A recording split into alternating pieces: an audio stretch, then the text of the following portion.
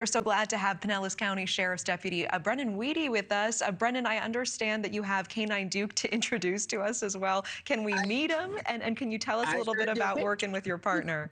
Yeah, come here. Hey, come on. Come here, buddy. You guys say hi for the camera. Like a little camera shy today. I understand. Yeah. Come here. Hey, come here. I see a little nose there. I see a nose and two eyes and some very cute ears. That's wonderful. There you go. Oh, hello. Hello. Hey, Tell me a little bit about working with your partner here. So I've been working with K-9 Duke for about a year. We have had multiple catches so far. Most recently, that one where we found that missing 7-year-old. We've come a long way. We start out, we get the bloodhound puppies when they're only about 8 weeks old. So they're just these little tiny things. And now he's grown into this big 70-pound dog that I have in my back seat. We are constantly training with these dogs. There's not a day off that we take where if we're not going to live calls for service, we're training our dogs to make them the best thing that we can have. So yeah, and he brought a happy ending along with you to what could have been a really terrifying situation, I'm sure, for that family. How crucial was his involvement in this case? How much does every minute matter in a missing child case? And do you think the search could have been completed so quickly without him?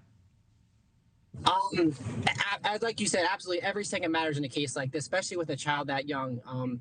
We don't know what could have happened to her, if she could have gotten abducted, taken by someone, who knows. So obviously every second matters, and their noses are so powerful that, they can actually track a person up to 24 hours after the fact. So within, when we deployed, it was only about an hour time lapse from the time she had gone missing. So for those dogs, their nose is so powerful that an hour time lapse is really nothing for them. But as you can tell, she wasn't that far in the parking lot, but who knows where she could have gone to and all that kind of stuff. Absolutely. So, I mean, what was the family's reaction? they were very grateful that we found her. I'm sure. Like you said, especially for someone that young, and that I know Largo Police Department had all hands on deck when they first initially got the call, because they didn't know what had happened, everything like that. And we don't obviously want to assume the worst, but that's luckily why we have bloodhounds that are able to track people like this. Yeah, and very quickly, Deputy, does Duke know that he did a good job?